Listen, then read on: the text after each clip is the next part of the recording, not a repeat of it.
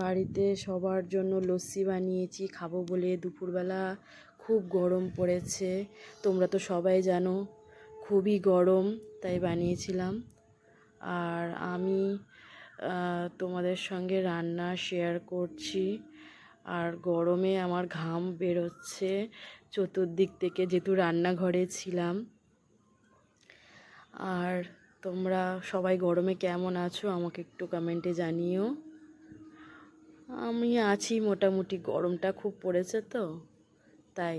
এই যে আমি কি রান্না করলাম, আজকে দুপুরে পনির করেছিলাম, আর ডাল বানিয়েছিলাম, আর পাঁপড় ভাজা। আর দেখছো কেমন আমার ঘাম হচ্ছে। আর এই গরমে ভালোই লাগছে না, চতুর্দিক থেকে ঘাম বেরোচ্ছে।